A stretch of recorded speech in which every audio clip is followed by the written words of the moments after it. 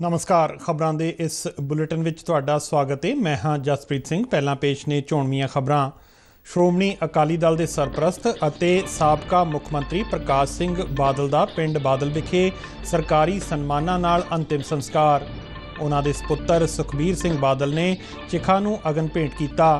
ਉੱਗੀਆਂ ਰਾਜਨੀਤਿਕ, ਸਮਾਜਿਕ ਅਤੇ ਧਾਰਮਿਕ ਸ਼ਖਸੀਅਤਾਂ ਸਮੇਤ ਉਹਨਾਂ ਦੇ ਚਾਹੁਣ ਵਾਲਿਆਂ ਨੇ ਸੇਜਲ ਅੱਖਾਂ ਨਾਲ ਉਹਨਾਂ ਨੂੰ ਦਿੱਤੀ ਅੰਤਿਮ ਵਿਦਾਇਗੀ।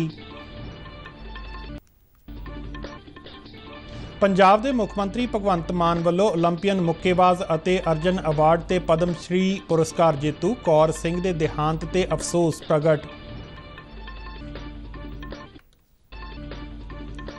प्रधानमंत्री नरेंद्र मोदी अनुसार सरकार देश के गरीबों के विकास लई काम कर रही है।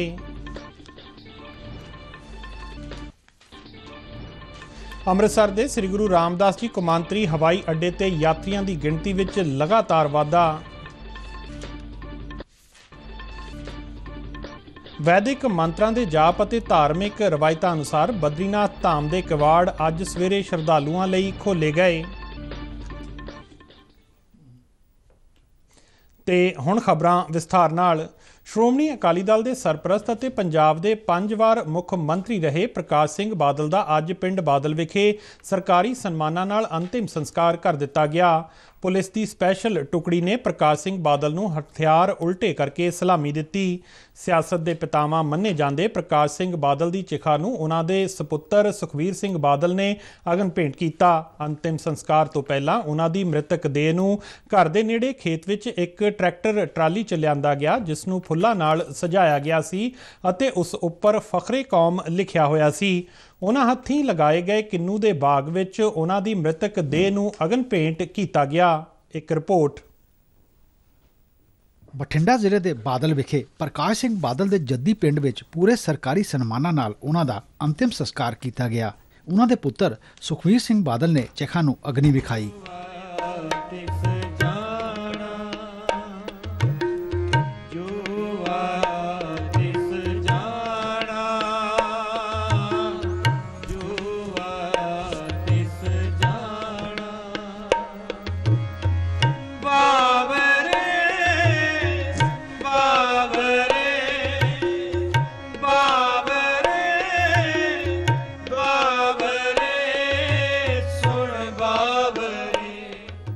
इस तो पहला पंजाब पुलिस की एक टुकड़ी ने उन्होंने अंतिम सलामी दी और उन्होंने सन्मान विच हवा विच गोलियां दागियां।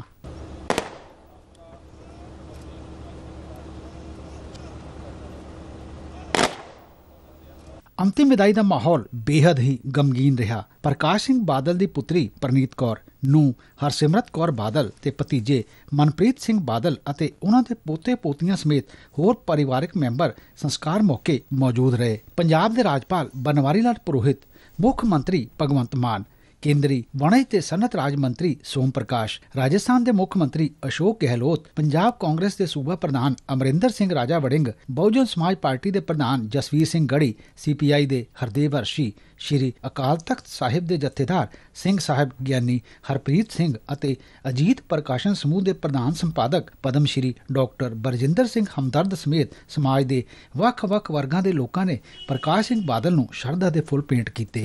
इस तो पहला प्रकाश सिंह बादल की मृतक देह नूं उन्हां दे घर तो अंतिम संस्कार वाली थां ते लिआंदा गया तां रस्ते विच लोकां ने फुल्लां दी वर्खा करके उन्हां नूं श्रद्धांजलि भेंट की। भारतीय जनता पार्टी के कौमी प्रधान JP नड्डा, कौमी जनरल सकत्तर तरुण चुग, केंद्रीय मंत्री हरदीप सिंह पुरी अते कई होर धार्मिक, समाजिक ते सियासी पार्टियां दे आगूआं ने प्रकाश सिंह बादल दे घर पुज के उन्हां नूं श्रद्धा दे फुल भेंट कीते। अमृतपाल सिंह, बलिंदर ठाकुर अते कैमरामैन गुरदीप सिंह नाल शिशु शर्मा शांतल, दूरदर्शन समाचार, बठिंडा।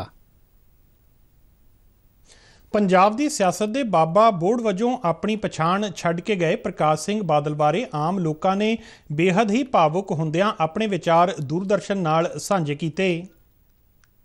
पिंड बादल के वसनीक अमर सिंह, उन्होंने उम्र इस वेले तकरीबन 80 साल है। प्रकाश सिंह बादल बारे उन्होंने की कहना है, आओ असीं उन्हां नाल गल करदे आ। जी अमर सिंह जी, की कहोगे प्रकाश सिंह बादल के बारे च? मैं जी मेरी उम्र मतलब 80 साल की है जी। मैं बाबा साहब ने चंगे अच्छे तरह जानता जी। तो मेरी उम्र ही उठी है जी। 10 साल हटा हुआ जी। ਜਾਣੇ ਮੈਂ ਸ਼ੁਰੂ ਜਾਣਦਾ ਜੀ ਕਿੱਦਾਂ ਦੇ ਕੰਮ ਕੀਤੇ ਉਹਨਾਂ ਨੇ ਤੁਹਾਡੇ ਇਲਾਕੇ 'ਚ ਇੱਥੇ? ਸਾਡੇ ਇਲਾਕੇ ਬਹੁਤ ਕੰਮ ਕਰਿਆ। ਅੱਛਾ। ਬੜਾ ਬੀਬਾ ਸੀ, ਉਹਨੇ ਬੜਾ ਬੀਬਾ ਬੰਦਾ ਸੀ ਜੀ ਜੇ ਬੀਬਾ ਬੰਦਾ ਇਹ ਇਕੱਠ ਨਿਉਂਦਾ ਨਹੀਂ ਜੀ, ਬਹੁਤ ਬੀਬਾ ਬੰਦਾ ਸੀ ਜੀ ਜੀ। मैं हरजिंदर सिंह नंबरदार गुरु साहेब और मैं ये समझना एक हर वर्ग का एक सुलझा होया लीडर नेता जिहड़ा अज साडा पंजाब नहीं सारा हिंदुस्तान वांझा हो गया। पर खास करके लम्मी दे ब्लाक के लोगों नूं हल्के नूं इस गल का लामा भी रहेगा क्योंकि जो उन्होंने इस इलाके में सवारिया ये होर कोई नहीं सवारेगा। जांदी वार इन्होंने उन्होंने हार का मुँह विखाया। हाँ जी, ਕੀ ਨਾਂ ਕੀ ਤੁਹਾਡਾ? ਮੱਖਣ ਸਿੰਘ ਜੀ, ਕਿੱਥੋਂ ਆਏ ਹੋ? ਚਨਾਬ ਥਾਂ ਤੋਂ। ਅੱਛਾ ਜੀ। ਉਹਨਾਂ ਦੇ ਬਹੁਤ ਚੰਗੇ ਵਿਚਾਰ ਸੀਗੇ। ਸਾਡੇ ਪਿੰਡ 'ਚ ਬਾਰਡਰ ਬਾਕਸ ਦਿੱਤਾ ਜਾ ਕੇ, ਉਹ ਜਾ ਕੇ ਕਹਿੰਦਾ ਵੀ ਦੱਸੋ ਕੀ ਮੰਗ ਆ ਸਾਡੀ। ਦਾਣਾ ਮੰਡੀ ਬਣਾਈ, ਜੋ ਕੰਮ ਕਰੇ ਸਾਡੇ ਪਿੰਡ ਪੱਕੇ ਖਾਲ ਬਣਾਏ, ਹੁਣ 9 ਇੰਚੀ ਬਣਾਏ। ਪਹਿਲੋਂ ਪਹਿਲ ਜਦੋਂ ਸ਼ੁਰੂ ਤੋਂ ਪੱਕੇ ਖਾਲ ਨੇ ਕਰੇ, ਸਾਨੂੰ ਮੋਟਰਾਂ ਦਿੱਤੀਆਂ। ਸਾਡੇ ਇੱਕ ਘਰ ਕੋਲ 4-4 ਮੋਟਰਾਂ ਲਵਾ ਦਿੱਤੀਆਂ। ਜਵੰਤ ਸਿੰਘ ਜੀ, ਕਿੱਥੋਂ ਆਏ ਹੋ? ਕੁੱਟੀ ਵਾਲ ਤੋਂ ਜੀ। ਕੀ ਕਹੋਗੇ ਬਾਦਲ ਸਾਹਿਬ ਦੇ? ਬਾਦਲ ਸਾਹਿਬ ਬਹੁਤ ਕੁਛ ਕਹਾਂਗੇ ਜੀ। ਬਾਦਲ ਸਾਹਿਬ ਜਦੋਂ ਮੁੱਖ ਮੰਤਰੀ ਬਣੇ ਗਿੱਦੜਵਾ ਹਲਕੇ ਦੇ, ਸਭ ਤੋਂ ਪਹਿਲਾਂ ਨੇ ਪਿੰਡਾਂ 'ਚ ਬਿਜਲੀ ਲਿਆਂਦੀ, ਫਿਰ ਸੜਕਾਂ ਲਿਆਂਦੀਆਂ, ਫਿਰ ਜਿਹੜੇ ਸੂਏ ਕੱਸੀਆਂ ਉਹ ਪੱਕੇ ਕਰੇ, ਫਿਰ ਉਸ ਤੋਂ ਬਾਅਦ ਇਹਨਾਂ ਨੇ ਪਿੰਡਾਂ 'ਚ ਮੰਡੀਆਂ ਲਿਆਂਦੀਆਂ, ਆਪਣੀਆਂ ਡਿਸਪੈਂਸਰੀਆਂ ਲਿਆਂਦੀਆਂ। ਮੇਰਾ ਨਾਮ ਨਾਇਬ ਸਿੰਘ ਪ੍ਰਧਾਨ ਪਿੰਡ ਬਾਹਮ ਜੀ, ਜ਼ਿਲ੍ਹਾ ਸ੍ਰੀ ਮੁਕਤਸਰ ਸਾਹਿਬ।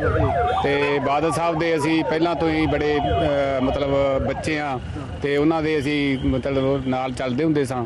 ਤੇ ਜਿਹੜੀ ਦੇਣ ਬਾਦਲ ਸਾਹਿਬ ਨੇ ਕਿਸਾਨਾਂ ਨੂੰ ਤੇ ਜਾਂ ਮਜ਼ਦੂਰਾਂ ਨੂੰ ਦਿੱਤੀ ਆ, ਉਹ ਕੋਈ ਨਾ ਤਾਂ ਕੋਈ ਦੇ ਸਕਦਾ ਤੇ ਨਾ ਕਿਸੇ ਨੇ ਦੇਣੀ ਆ। ਇੱਕ ਉਹ ਟਾਈਮ ਸੀ ਜਦੋਂ ਟਰੈਕਟਰ ਨੂੰ ਠੱਲ ਕੇ ਚਲਾਨ ਕੱਟਿਆ ਜਾਂਦਾ ਸੀ ਤੇ ਬਾਦਲ ਸਾਹਿਬ ਨੇ ਜ਼ਿਮੀਂਦਾਰਾਂ ਦੇ ਟਰੈਕਟਰ ਨੂੰ ਗੱਡਾ ਬਣਾਤਾ।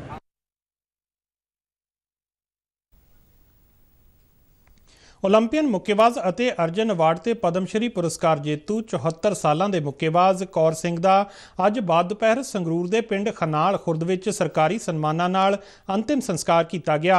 ਅੰਤਿਮ ਸੰਸਕਾਰ ਮੌਕੇ ਕੌਰ ਸਿੰਘ ਦੇ ਪੁੱਤਰਾਂ ਜਸਵੀਰ ਸਿੰਘ ਅਤੇ ਸਤਗੁਰ ਸਿੰਘ ਨੇ ਮ੍ਰਿਤਕ ਦੇਹ ਨੂੰ ਅਗਨ ਭੇਂਟ ਕੀਤਾ। ਇਸ ਦੌਰਾਨ ਪਰਿਵਾਰਕ ਮੈਂਬਰਾਂ ਸਮੇਤ ਕੈਬਨਿਟ ਮੰਤਰੀ ਹਰਪਾਲ ਸਿੰਘ ਚੀਮਾ, ਡਿਪਟੀ ਕਮਿਸ਼ਨਰ ਜਤਿੰਦਰ ਜੋਰਵਾਲ, ਖੇਡ ਪ੍ਰੇਮੀ, ਸਿਆਸੀ, ਧਾਰਮਿਕ ਅਤੇ ਸਮਾਜਿਕ ਸ਼ਖਸੀਅਤਾਂ ਵੀ ਮੌਜੂਦ ਸਨ। ਉਹ ਪਿਛਲੇ ਕੁਝ ਸਮੇਂ ਤੋਂ ਬਿਮਾਰ ਸਨ। ਮਰਹੂਮ ਕੌਰ ਸਿੰਘ ਦੇ ਪਰਿਵਾਰਕ ਮੈਂਬਰਾਂ ਨੇ ਇਸ ਨੂੰ ਕਦੇ ਨਾ ਪੂਰਾ ਹੋਣ ਵਾਲਾ ਘਾਟਾ ਦੱਸਿਆ।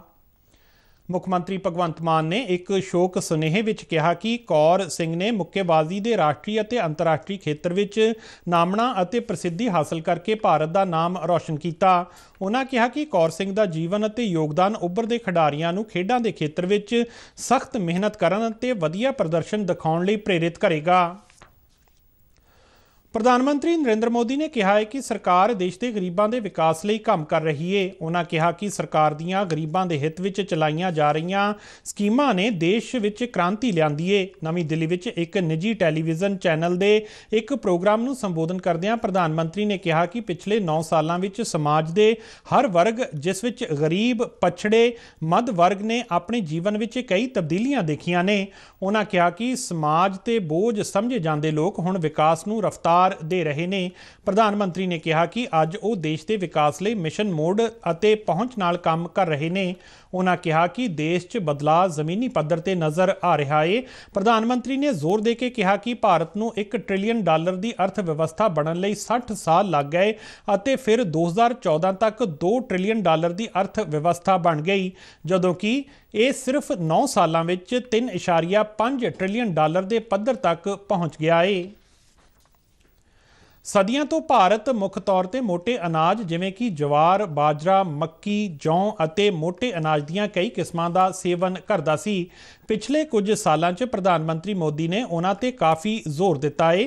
ਸੰਯੁਕਤ ਰਾਸ਼ਟਰ ਵੱਲੋਂ ਸਾਲ 2023 ਨੂੰ ਮੋਟੇ ਅਨਾਜ ਦੇ ਕੌਮਾਂਤਰੀ ਸਾਲ ਵਜੋਂ ਮਾਨਤਾ ਦਿੱਤੇ ਜਾਣ ਦੇ ਸਬੰਧ ਵਿੱਚ 28 ਅਗਸਤ 2022 ਨੂੰ ਪ੍ਰਸਾਰਿਤ ਮਨ ਕੀ ਬਾਤ ਪ੍ਰੋਗਰਾਮ ਦੌਰਾਨ ਪ੍ਰਧਾਨ ਮੰਤਰੀ ਨੇ ਮੋਟੇ ਅਨਾਜ ਨੂੰ ਪੌਸ਼ਟਿਕ ਅਨਾਜ ਅਤੇ ਕਿਸਾਨਾਂ ਦੀ ਆਮਦਨ ਦੇ ਸੋਮੇ ਵਜੋਂ ਉਤਸ਼ਾਹਿਤ ਕਰਨ ਦੀ ਲੋੜ ਤੇ ਜ਼ੋਰ ਦਿੱਤਾ।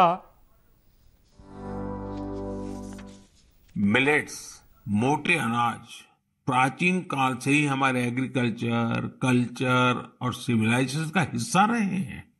हमारे वेदों में मिलेट्स का उल्लेख मिलता है और इसी तरह पुराणनुरु और तोल्काप्पियम में भी इसके बारे में बताया गया है। आप देश के किसी भी हिस्से में जाएं, आपको वहां लोगों के खान पान में अलग अलग तरह के मिलेट्स जरूर देखने को मिलेंगे। हमारी संस्कृति की तरह मिलेट्स में भी बहुत विविधताएं पाई जाती हैं। ज्वार, बाजरा, रागी, सांवा, कंगनी, चीना, कोदो, कुटकी, कुट्टू, ये सब मिलेट्स ही तो है। भारत विश्व में मिलेट्स का सबसे बड़ा उत्पादक देश है।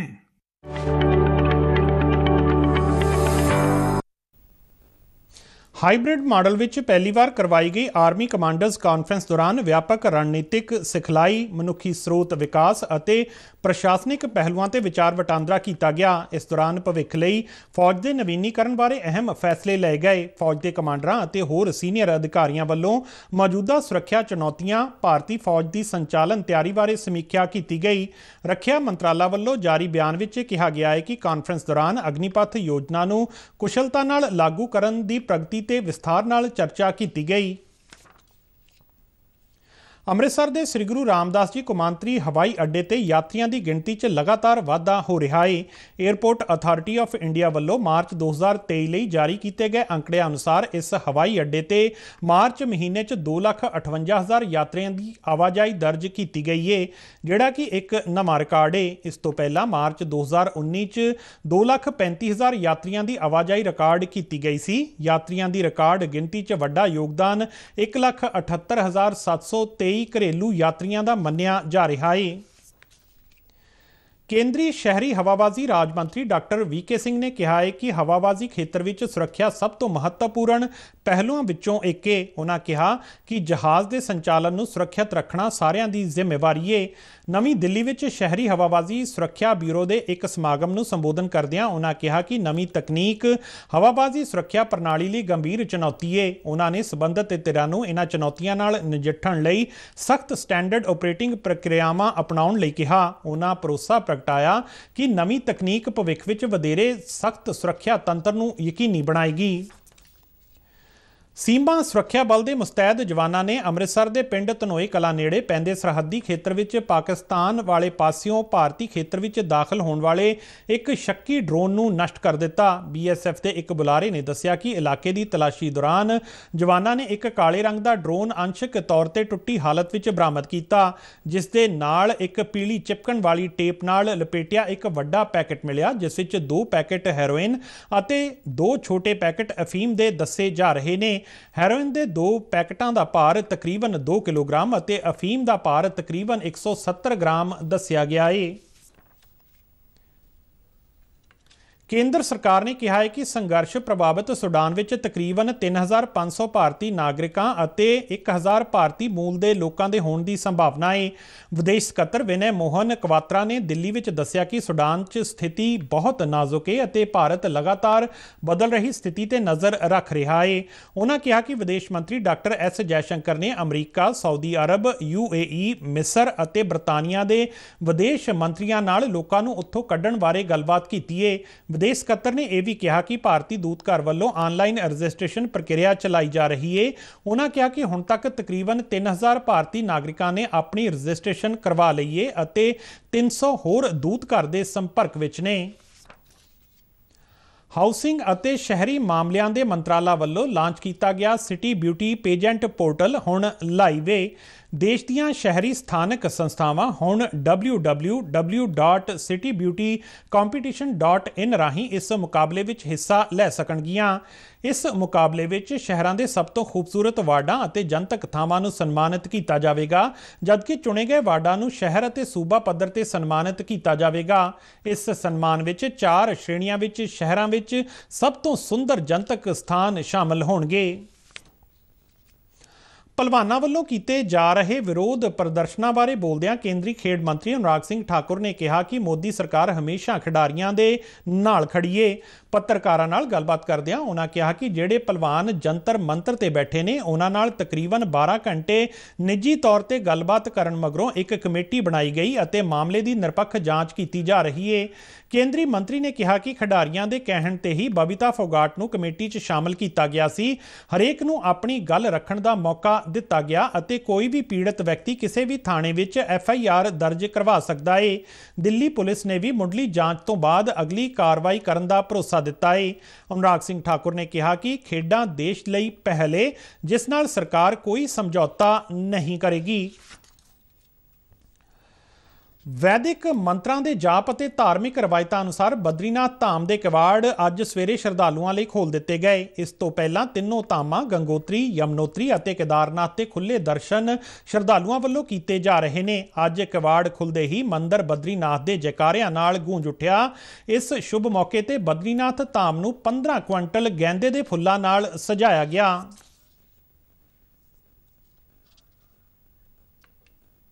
ਖਬਰਾਂ ਦੇ ਬੁਲੇਟਿਨ ਸਾਡੇ ਦਰਸ਼ਕ RNU DDK ਜਲੰਧਰ ਦੇ YouTube ਚੈਨਲ, Facebook ਪੇਜ ਅਤੇ ਟਵਿੱਟਰ ਹੈਂਡਲ ਤੇ ਵੀ ਦੇਖ ਸਕਦੇ ਨੇ।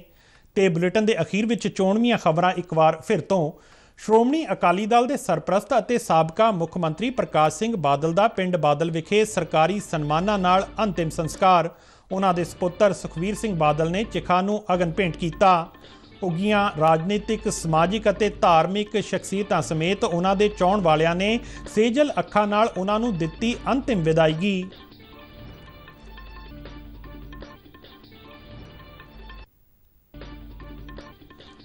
ਪੰਜਾਬ ਦੇ ਮੁੱਖ ਮੰਤਰੀ ਭਗਵੰਤ ਮਾਨ ਵੱਲੋਂ ਓਲੰਪੀਅਨ ਮੁੱਕੇਬਾਜ਼ ਅਤੇ ਅਰਜਨ ਅਵਾਰਡ ਤੇ ਪਦਮ ਸ਼੍ਰੀ ਪੁਰਸਕਾਰ ਜੇਤੂ ਕੌਰ ਸਿੰਘ ਦੇ ਦੇਹਾਂਤ ਤੇ ਅਫਸੋਸ ਪ੍ਰਗਟ। ਪ੍ਰਧਾਨ ਮੰਤਰੀ ਨਰਿੰਦਰ ਮੋਦੀ ਅਨੁਸਾਰ ਸਰਕਾਰ ਦੇਸ਼ ਦੇ ਗਰੀਬਾਂ ਦੇ ਵਿਕਾਸ ਲਈ ਕੰਮ ਕਰ ਰਹੀ ਹੈ।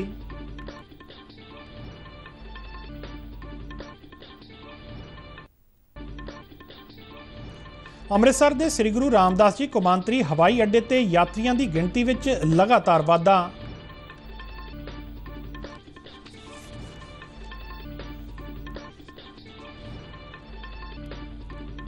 ਵੈਦਿਕ ਮੰਤਰਾਂ ਦੇ ਜਾਪ ਅਤੇ ਧਾਰਮਿਕ ਰਵਾਇਤਾਂ ਅਨੁਸਾਰ ਬਦਰੀਨਾਥ ਧਾਮ ਦੇ ਕਿਵਾੜ ਅੱਜ ਸਵੇਰੇ ਸ਼ਰਧਾਲੂਆਂ ਲਈ ਖੋਲ੍ਹੇ ਗਏ। ਤੇ ਇਸ ਦੇ ਨਾਲ ਹੀ ਖਬਰਾਂ ਦਾ ਇਹ ਬੁਲੇਟਿਨ ਖਤਮ ਹੁੰਦਾ ਹੈ। ਇਜਾਜ਼ਤ ਦਿਓ। ਨਮਸਕਾਰ।